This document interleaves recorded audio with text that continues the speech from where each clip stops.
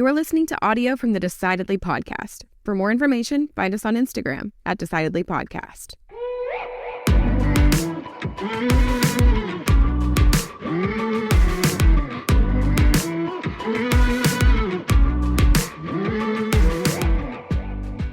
I had a friend of mine a few years ago, and when he was dating, he would ask women several questions that seemed kind of stupid, but they revealed a lot.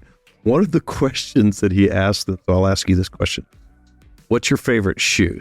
My favorite shoe? Yeah. The shoe that I own? Yeah. I have these ostrich cowboy boots. Okay. That they've got kind of more of a rounded toe, not that square toe. Yeah. Traditional rounded toe. They've got a riding heel, and they've got scuffs and dents in the back because I would wear spurs with them, so the heel is all torn up. And those are the boots that I used to ride bulls in when I was a very amateur pretend rodeo cowboy for a few years in college. But I like them. They fit so well, and I have so many memories with those boots. Mine are, I had a pair of Solomon hiking that I wore on hikes on 4 continents, and they finally wore out. And I left them on purpose at a hotel in Spain where I had finished up a hike, and I left them there on the counter, and it was almost emotional. Yeah. But they were my favorite boots because they had been traveled with you for so long. They had traveled with me. I had all these experiences, and I had just finished this 500-mile hike in them, and they were completely shot. And so I left them sort of ceremoniously. But those are my favorite boots. But I thought that was a good question this guy was asking about. What was he trying to discover? Well, it was about, what does this person value? So if they said, oh, I like these, stiletto heels, and they make me look, taller, whatever. It revealed something. There's a deeper meaning. The follow-up question is, what's important is, why are those your favorite? Yeah. Right? But it was interesting that shoes could tell you so much about something. And then based on how expensive they are, he knows if he wants to go out on a second date. I guess that's it. I guess that's it. Going to hurt my wallet. I'm out of here. Well, maybe second on my list of favorite shoes are these Ugg boots that are sitting on the table. I got a couple when we met, or I got a pair when we met Brian Smith, the founder of Ugg Boots, who is our guest today. Brian is an Australian native with a passion for surfing. He left his accounting career behind to pursue his love for both entrepreneurship and surfing in Southern California. In the States, he discovered a gap in the market for comfortable sheepskin boots and introduced them to potential buyers, giving birth to the Ugg brand, which is ubiquitous now. Despite initial rejections, he persisted. He got support from the surf community and made Ugg a sensation on California's campus and beaches, and now across the entire country. After 17 years of hard work, Brian sold the Ugg brand to Deckers Outdoor Corporation, leading to its tremendous success in the casual comfort footwear industry, with annual sales exceeding $1 billion. Today, Brian's a renowned speaker, sharing his entrepreneurial journey and captivating audiences worldwide with his storytelling skills. When he's not on tour, he continues to pursue his passion for surfing. I had a great time listening to Brian.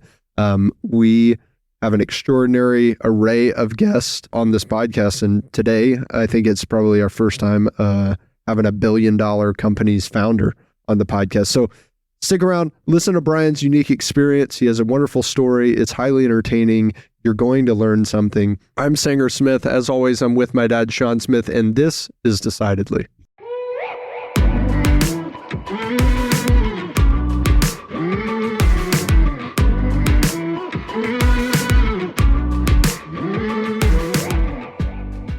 Hey, Brian. Glad to have you. Hey, Brian. Thanks so much. This looks like it's going to be a fun time. Yeah, thanks to you. These are my daily to the gym shoes in the wintertime. The Ugg boots sitting on the table. For sure. Yeah.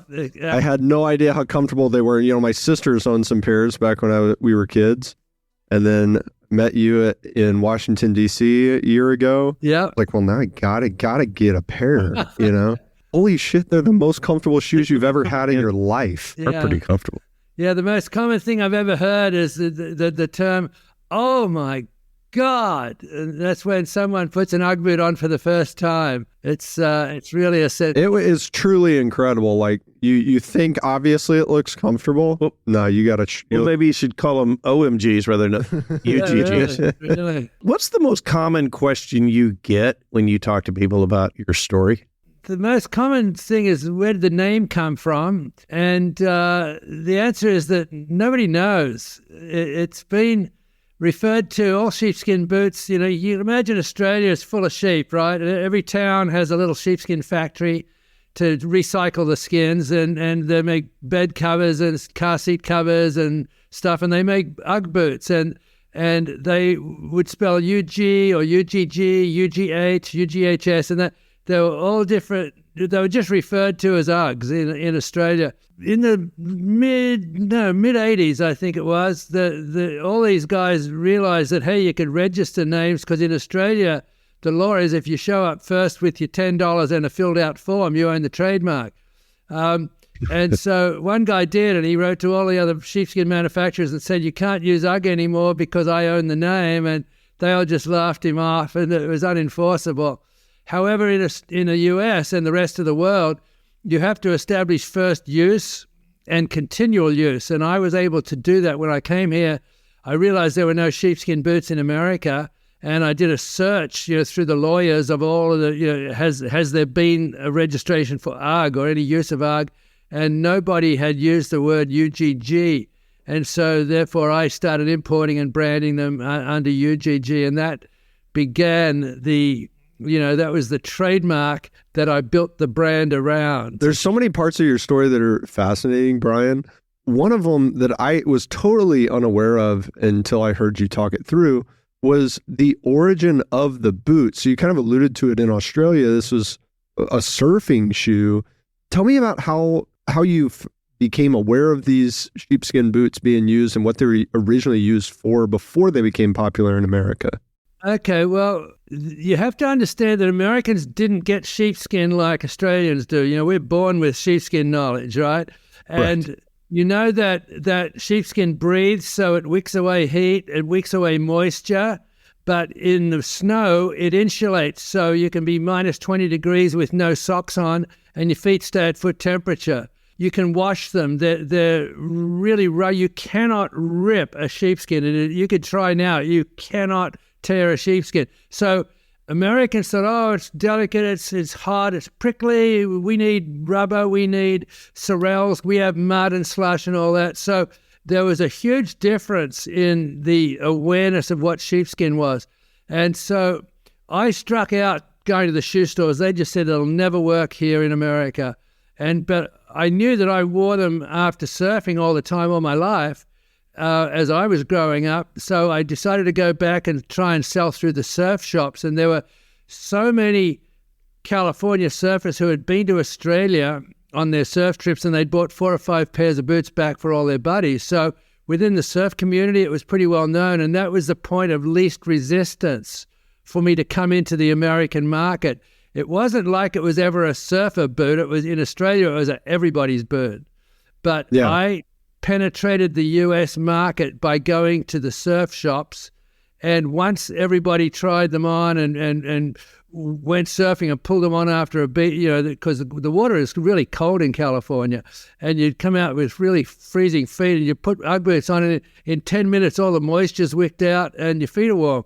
And so that was the practical entry into the US market. So how did it go starting with the surf shops? I mean, because I've been to some surf shops and they don't typically sell a lot of shoes there. How did that work out? Yeah, not anymore. And they didn't they sold sandals and stuff. Right. It was very slow. I ended up coming up with one of the most brilliant ideas of the entire 20-year growth of the business, right?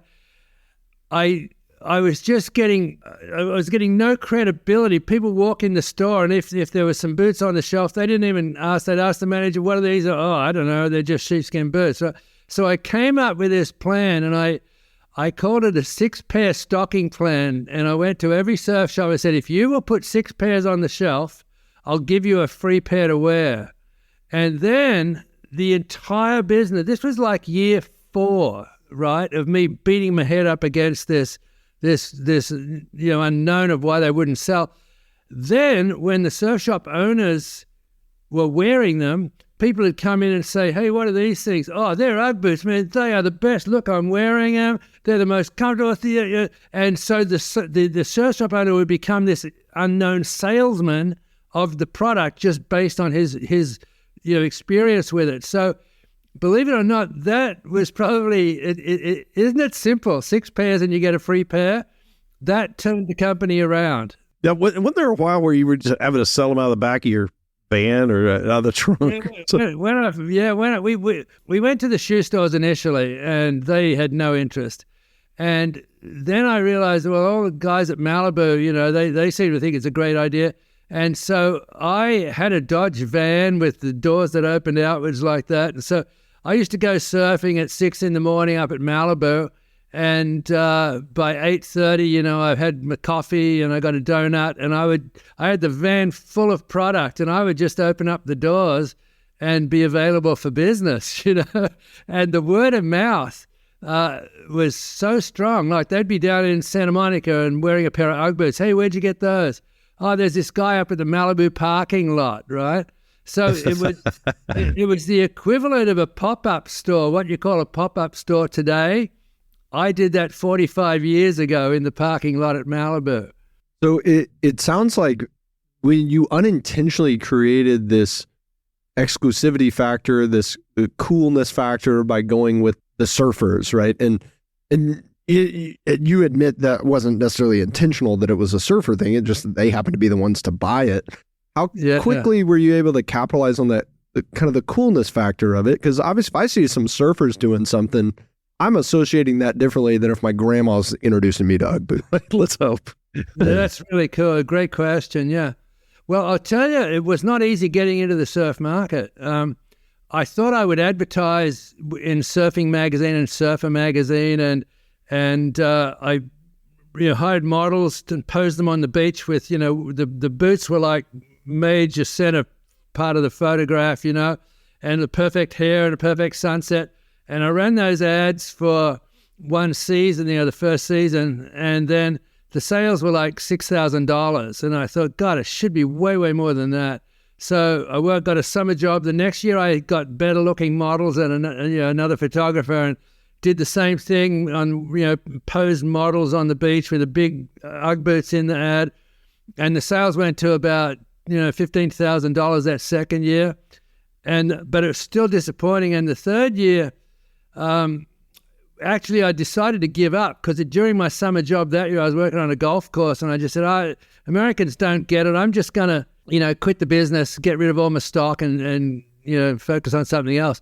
And the big storm hit the coast in October that year. And Californians, when that first storm in October hits, they all go, oh, it's winter, right? And so when I got home, there was messages on my answering machine from every surf shop saying, oh, my God, everyone's been in the store today asking for Ugg boots.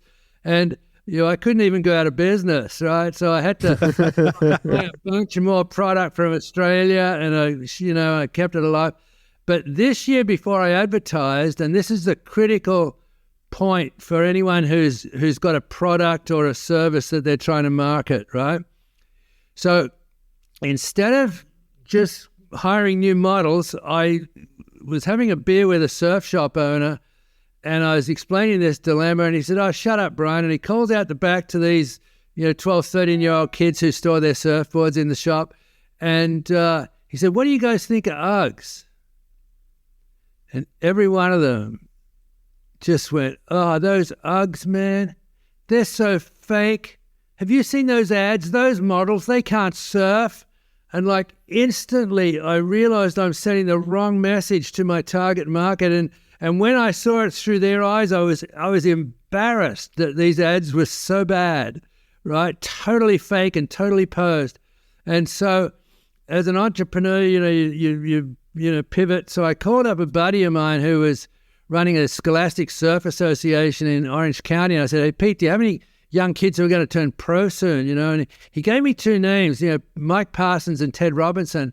And so instead of hiring a professional photographer, I just took my little Canon Sure Shot, and we went surfing at Black's Beach in La Jolla and Trestles up in San Onofre up in San Clemente. And these walks are a mile long and fantastic surf at the end. And every kid who's read Surfer magazine knows these spots, right? And so I just took photos of Mike and Ted walking along to the beach and back, and I selected one photo of them coming back from Black's Beach and another one coming back from Trestles. And I ran those ads this next year and the sales went to $220,000. Wow. Right? Wow. From 15. From 15. Here's why. I had finally figured out that you never advertise your product, right? You advertise the features and the benefits and the feelings, and the more emotional you can get into it. I sort of knew that every little kid who reads Surfer magazine would die to be in this photograph walking along the beach to Trestles with Mike Parsons, and it was right. And it turned out that all the cool kids started wearing them to high school, and then it became within a year like, Mom, all the cool kids at school have got Ugg boots, I want a pair for Christmas. So the parents had no choice but to buy these Ugg boots, and it started from that peer pressure that came through the surf market window, but it hit everybody in high school, because if you were cool, you had to have a pair of Ugg boots. So what was the tipping point where it moved it from that? Because I can see it moving from surfing community to the surrounding community, let's say. Mm-hmm. But there's a tipping point where it becomes more of a cultural icon, right? People who have no association with surfing, who are on a different coast, are wearing these boots. Yeah, it took a long time. From surfing, I then used the same formula to go after the snowboarders, because all the young people was picking up snowboarding. Skiing was just on the decline and snowboarding was coming in. So we rode the youth snowboard market for several years. I had a big problem back east because nobody surfs and there's not many mountains. And I finally figured out, when I was on a sales trip, I asked the sporting goods owner, well, what do the kids do in the winter? And he says, well, they all play hockey. And I'd never, Australian, I never even heard of it. I knew what it was, but I looked it up and it was bigger than surfing. And oh my God, I've been missing out on this all these years. And it's perfect because you have to wear something to the rink. You have to get changed in the skates. You have to unchange. Your mom has to sit in the stands at at 40 degrees, So that, I went after the youth hockey market, and that really took it nationwide. But I'm getting more to your point. Where was the tipping point, right? We were huge in surfing, huge in snowboarding and ski-related stuff. We were huge in hockey, but there was no real good branding of it. It was just this niche marketing stuff. And I wanted to be in... I wanted to have a brand that stood for something. So I came up with casual comfort, and I wanted to get this out to the whole of America. And the way I thought of doing it was to get on the front page of the lifestyle section in USA Today, which at that time was the biggest newspaper on a daily basis. And so I hired a PR agency and put together this big press campaign, and I made an appointment with the girl Margaret, who was the fashion editor at USA Today in Chicago, and we worked our way across to Chicago, and I finally got to the office at 2:55. We had a 3:00 appointment, and Margaret comes running out going, oh my God, I'm so sorry, Brian, I've double booked. I've only got 5 minutes. And so my presentation was like 45 minutes. So I knew I couldn't do that. So I just instinctively reached into my briefcase and I pulled out this folder, and it had all these photos of all the celebrities that have been wearing them all through the years. Tom Petty, Neil Young, Sting, Brooke Shields, and there was one that someone had sent me from London, a tabloid, and it was Pamela Anderson in a red swimsuit, the Baywatch swimsuit. Yeah, I know it well. Yeah. Right. And I flicked by that one because I didn't want her to see that one because nobody wears Ugg boots that way. But she grabbed it out of my hand and said, she wrote down the name of photographer and the tabloid and said, "Do you have a press kit?" "Yep, got to go." She was like 4 minutes. Well, the next day I was going to back to San Diego. So I was in O'Hare Airport and I got my coffee and I got USA Today. I'm expecting nothing, right? Because I'd only seen her 16 hours previously, right? And I read all the front section of the USA Today, and then I read the money section, and then I opened up. And here in the middle of the next page is the photo of Pamela Anderson, and the following page, the entire page was nothing but the history of sheepskin, the role of sheepskin in footwear, all the shearling applications, all the competitive, like she did this incredible market expose. And by the time I got back to San Diego a couple of hours later, I found out that the phones had not stopped ringing from retailers all over the country going, "What are these Ugg boots? I need to get some because I got people in my store asking for Ugg boots," right? And then the other half was all these consumers saying, "Where's a store in my area? I want to get a pair of Ugg boots." So that is the answer to your question of the tipping point. When that ad or that article ran, then it went out of all these niche markets, and now the whole of America was able to see it. And that's when the fashion and the women started picking up on it. The Hollywood stars, were walking around Hollywood wearing Ugg boots, and it was all because of that PR push that I did in USA Today. And that was always your vision, right? You always wanted to see this be ubiquitous across the country. Yeah, and I'll tell you why. I forgot to mention at the beginning, there were so many disasters that happened, but I hung in there.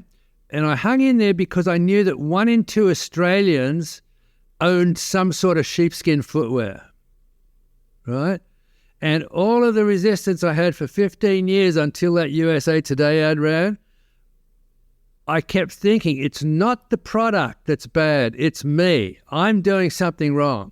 It should be nationwide. It's not the product's fault, it's me. And I had to keep analyzing, what am I doing wrong? What am I not getting here? And eventually I just stumbled into that PR campaign, and that really changed the trajectory of the entire company. I love hearing that. So many entrepreneurs hold themselves back from successful opportunities because they're unwilling to say, maybe it's me. Right? It's like, right. You could have continued to make little minor tweaks to the product for a lifetime, only to be unsuccessful. And Absolutely. It's fascinating that you basically never did change the product. I mean, I'm sure it's different in some material way from the original, but but fundamentally it's the same thing. It looks the same. You didn't radically change it. You have more, but that more wasn't why the success happened. Let me embellish that. I'm going to do a little plug for myself here, but this is my book, right? The Birth of a Brand. And the theme of the book is you can't give birth to adults, right? You can't give birth to adults. And if you look at the stock exchange page on the Wall Street Journal, every single one of those companies started out with someone conceiving the idea, taking the first action, which like the birth of Ugg was buying 6 pairs of samples, right? And then every business just lies there as an infant. And it lies there, and you got to keep feeding it, and changing the diapers, and every now and again you get a giggle out of it. But it really is a horrible period when you think, oh, I had this $1 million idea and nobody's picking it up, right? But that's normal. An infant can't get up and go to college.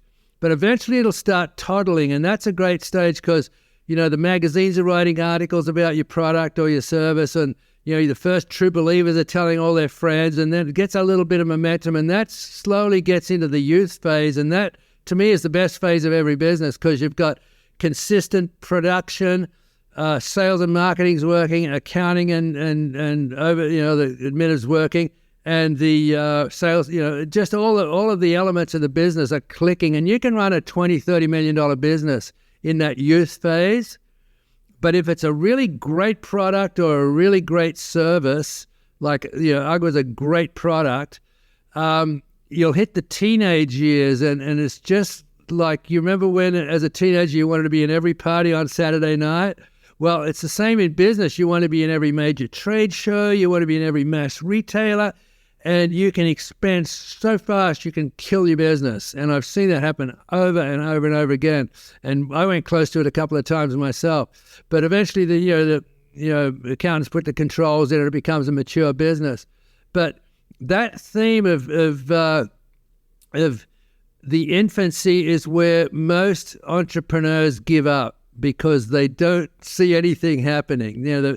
It's like, oh, I've had a good idea, it's going to change the world.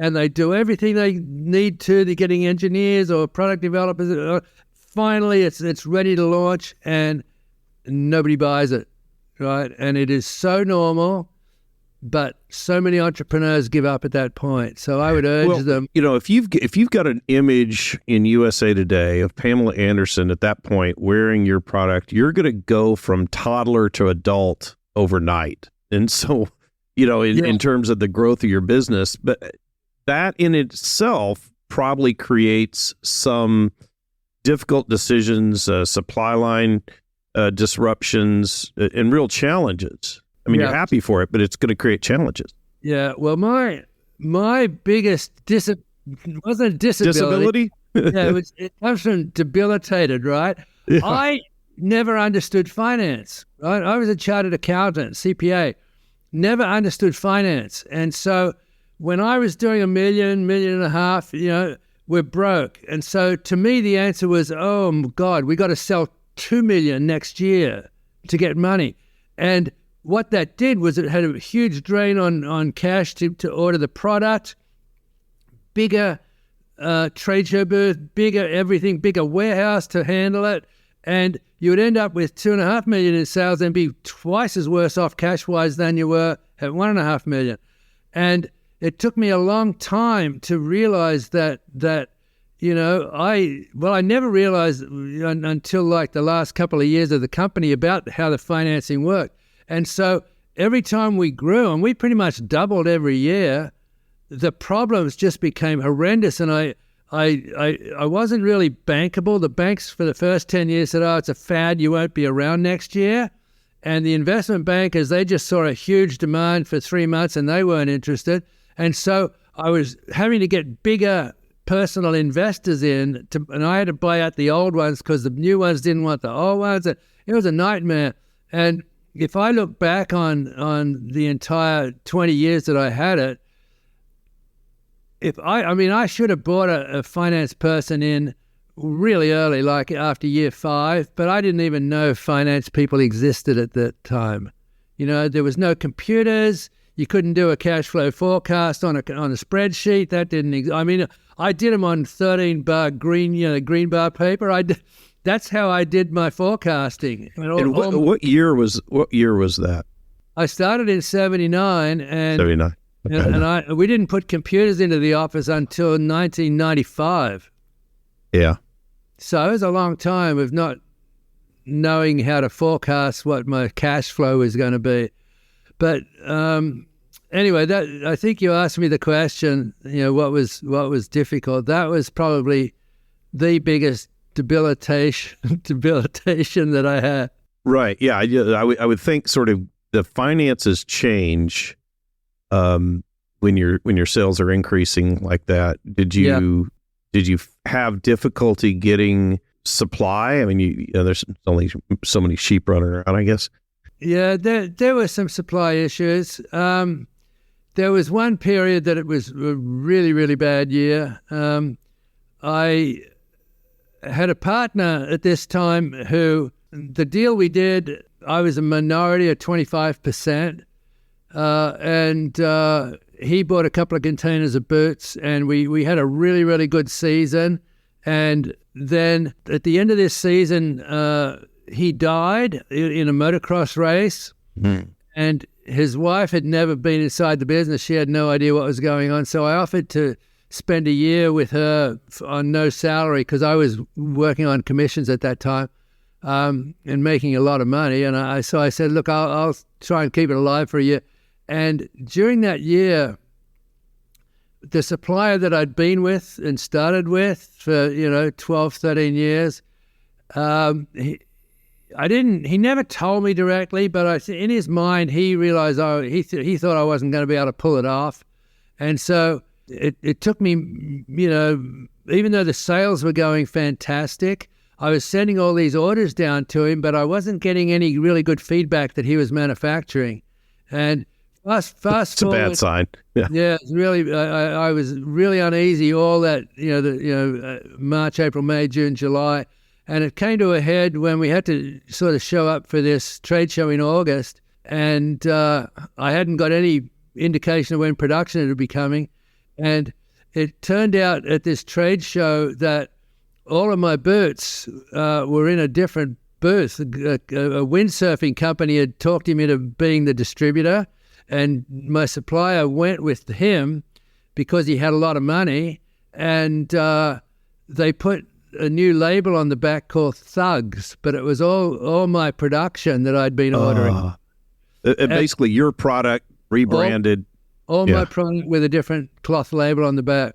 I'd been trying for several months to try and get a big tannery in Melbourne to supply boots for me, and we'd had months of going back and forward. And when I called him up and said, look, this is what's happened, this guy's done an end run and I don't have any product, he basically says, well, screw that guy, I'll get all the boots you need. And so even without a handshake or without a contract or anything, he ramped his factory up to maximum production, and I sent all the patterns down for the boots, and he distributed them to 4 or 5 different manufacturers.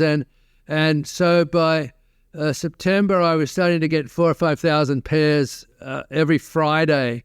And, Friday lunchtime, boots delivered, Saturday lunchtime, gone. Next Friday morning, 5,000 pairs, Saturday afternoon, gone. And this happened all the way through. And we ended up, staying alive, but we missed out on over $1 million, nearly $2 million worth of orders that we couldn't deliver because we started so late. And there's a funny sort of situation that happened after that disaster, right? I remember between Christmas and New Year, it's really quiet in the office, right? There's nobody wanting boots delivered or anything. So I was sitting there just thinking how close I'd come to being out of business, and thanking God, there's this guy, Gordon, came through with the production. And 2 really weird things happened. One is that the life insurance company, because when Neil and I did our first deal, we took out insurance policies on each other. The insurance company called up and said, hey, we want to get this off the books by December 31, come up to LA. So I went up with my lawyer, and we negotiated a settlement that was, it was enough to buy the company 100% back from my partner's wife. Right, so from the estate. Yeah. Yeah, she made out like, she if I'd have walked away, she'd have had nothing. And now she could retire comfortably. And so I now owned the UGG trademark and the business 100%, right? Totally broke, but I owned the company. That's such a relatable decision. Like I think every entrepreneur would say, you can choose to lose your company or lose all your money and possessions, but keep your company. I want my company. Yeah, I think it does not matter what it's worth. That's not even a math question. It's not a financial decision. It's so emotional. Yeah, yeah. And in my case, practical, because I now had a clean slate to go forward. The other weird thing that happened, the company that was the recipient of my manufacturer's boots, right, was called Thunderwear. They were a windsurfing company. And the brand that they put on the back was Thugs, right? Short for Thunderwear, Thugs, right? Which I thought was appropriate. Well, during this period between Christmas and New Year, the customs brokers called up and they're apologizing because they shipped 4,000 pairs of Thugs to my warehouse and 2,000 pairs of my Ugg boots up to theirs, and they were up in San Clemente, which is about 35, 40 minutes away. So I called up to, talk to the guy, and I said, listen, I really need my boots. As much as I'd love to destroy yours, let's swap them out. So I drove to San Clemente and swapped them out. And as I was driving back to San Diego, it's like a big 30-mile, open space marine base, right? So you when you leave LA, you sort of come down and your whole body starts to function again on San Diego time. And right. I was thinking, how come we couldn't keep boots in our warehouse for 24 hours, and the Thugs warehouse, which was it was much bigger than our warehouse, was floor to ceiling full of sheepskin boots after Christmas. And that's when I realized, oh my God, the power of the customer loyalty of every single one of my clients was so powerful that they refused to buy the Thugs, because they'd all heard on the grapevine what had happened and how this guy had sort of done an end run around me, and they refused to buy the Thugs. And that's a testament to, customer service. I, for years, would fly all around the country with my sales reps, and each rep had to, it's like go to Oklahoma or something, the rep had to have his 10 best customers lined up for a visit, right? And I did that for 3 years, 30 reps, 10 customers, 300 customers a year that I saw year after year after year. And when this horrible event happened, they just stuck with me. They realized I got screwed, and they just refused to. That's fortunate. They just doesn't always work that way. Yeah. The bandwagon, So, we're in a world today where we got web pages and landing pages and online Facebook marketing and videos and really compelling shit. But it all comes back to customer service in the end. If you want a long-term business, you've got to look after your customers. And if it's online, you have to follow up and give bennies and just keep in touch.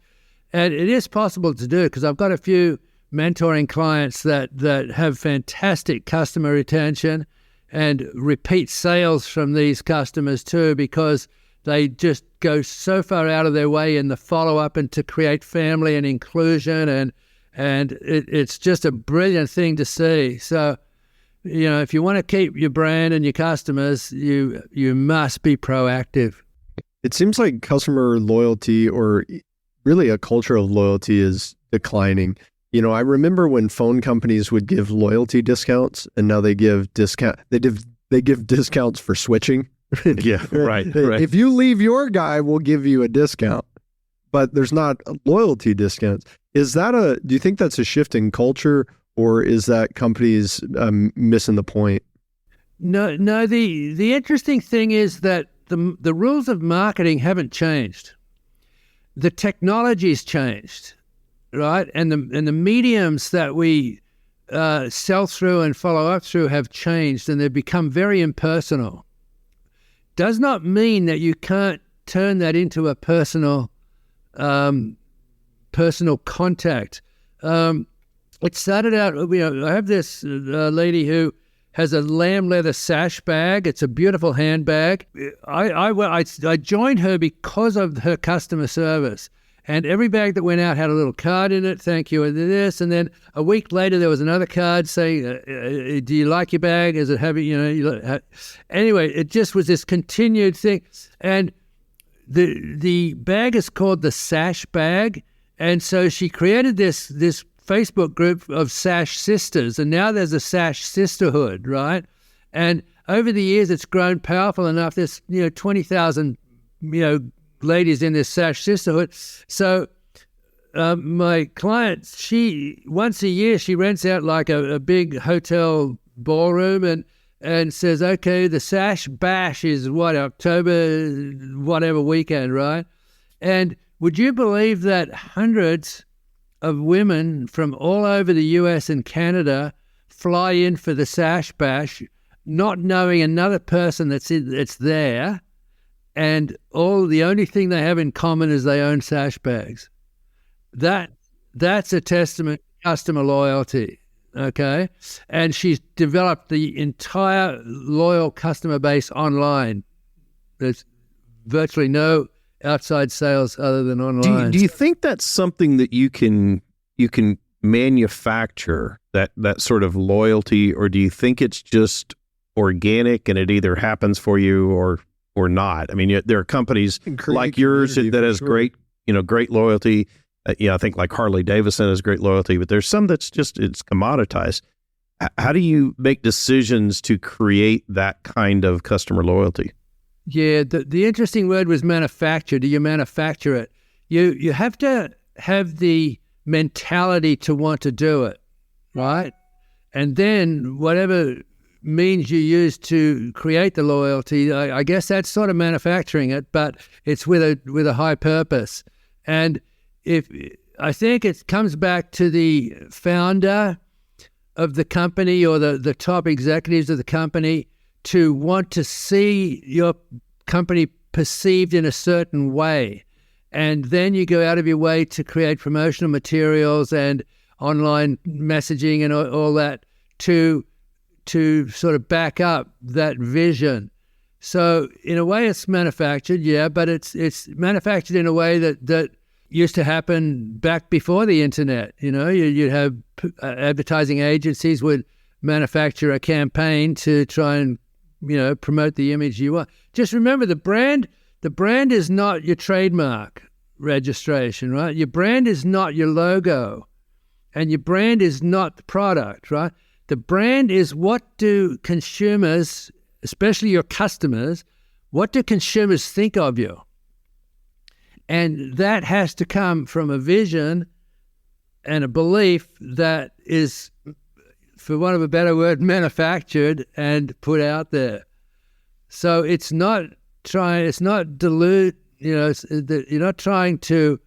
Can't trick people into being loyalty. No, you can't. It has to be genuine, and they can tell. Believe me, that doesn't matter if it's reading a newspaper or watching it online.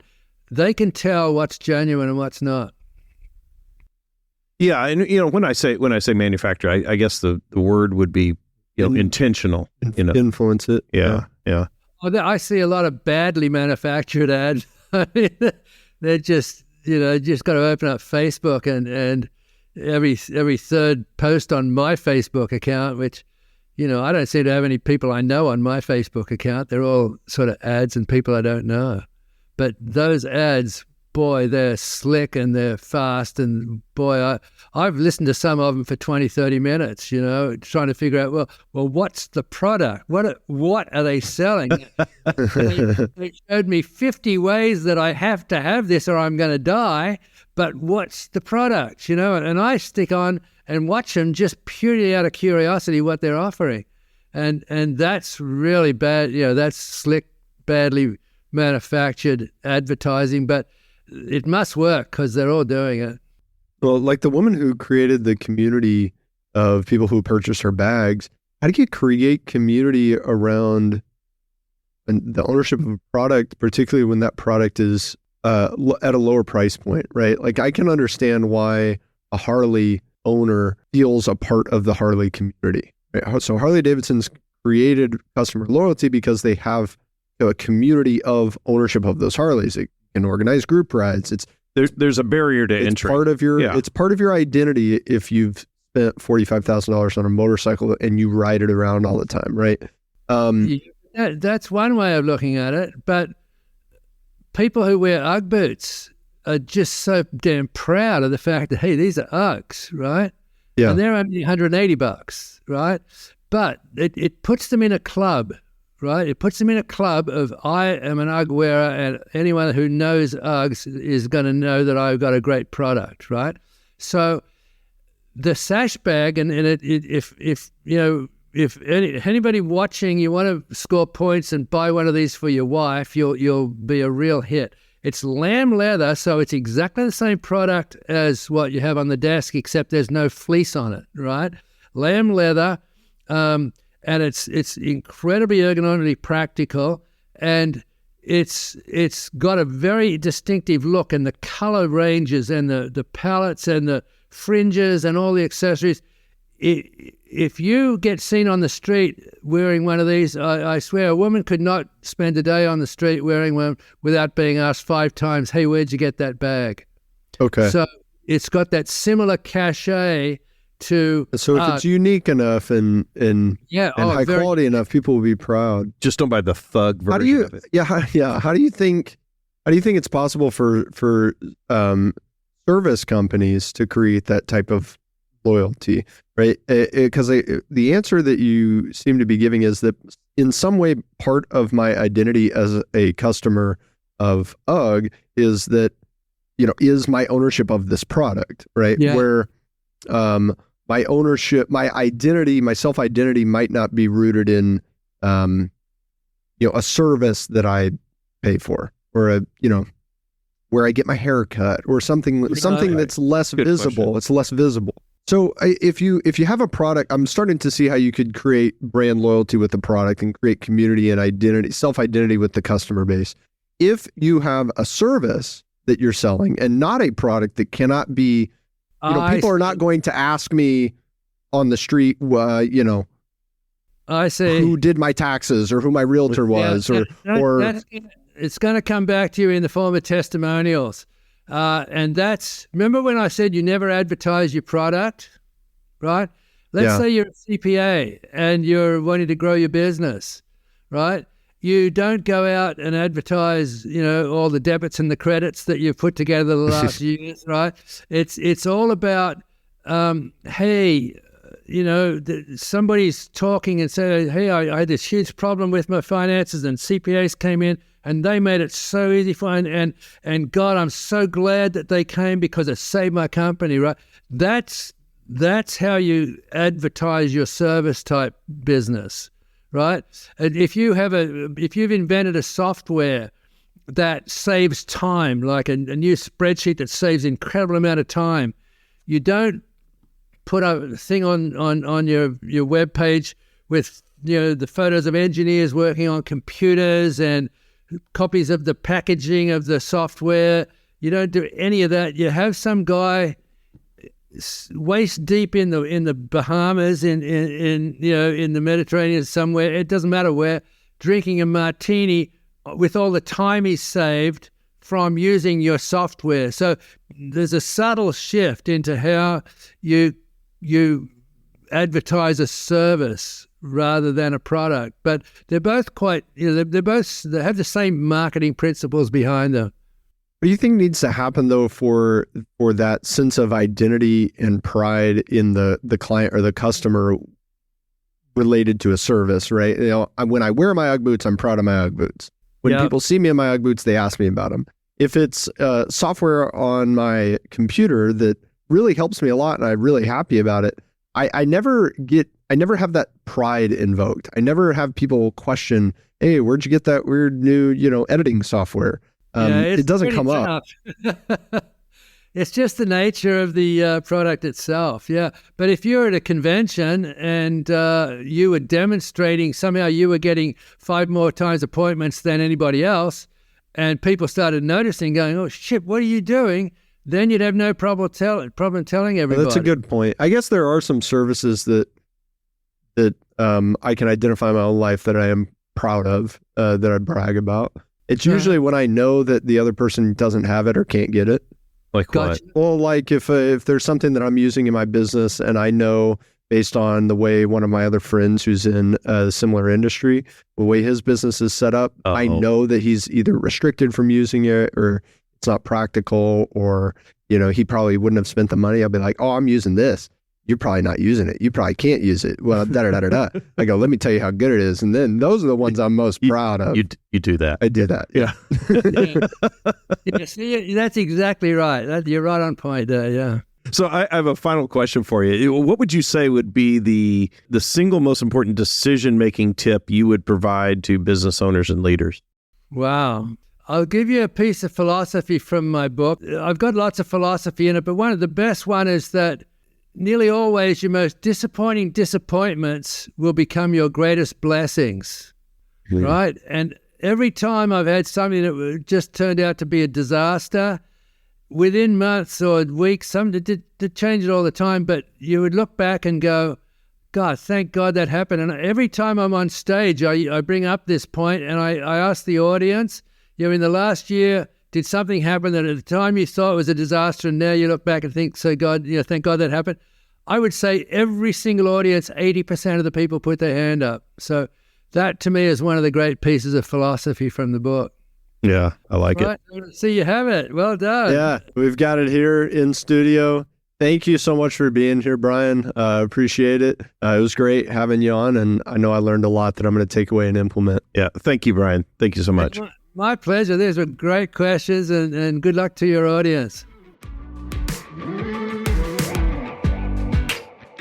My takeaway was around the decision to create loyalty, in that it doesn't just happen organically, and that it's purposeful, and that to do that, you've got to understand what the customer thinks of you. You've got to understand how you make them feel, and really understand who that customer is. And he gave the example of the pictures that he took and how some of the surfers felt like it wasn't authentic. And once he did that and got an authentic connection, that it really took off. And so I really liked that purposeful creation of loyalty vision.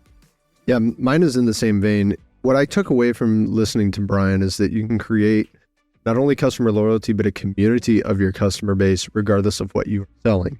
If you're selling products, maybe it may be a little bit easier than if you're selling a service, but it doesn't have to be. It doesn't have to be off limits for you if you're in a service-based business to create customer loyalty and create a community. After all, they do share something in common. And all it takes for a community to exist is to be centered around one common shared interest. You just made a great decision to listen to this episode of Decidedly. Make another great decision and leave us a 5-star review wherever you listen to podcasts. We appreciate your support. It helps others find our community and defeat bad decision-making in their own lives. For more daily decision-making insights, check us out at decidedlypodcast.com and on Facebook and Instagram at decidedlypodcast. Thanks again for listening. I'm Sanger Smith, and this is Decidedly. Insights, advice, and comments provided by Sean Smith, Sanger Smith, and speakers identified as part of the Decidedly podcast should not be considered recommendations. Speakers not identified as members of Decidedly are expressing their opinion, and their statements should not be construed as reflecting the views of the Decidedly team. This podcast is produced solely for informational purposes, not personalized advice.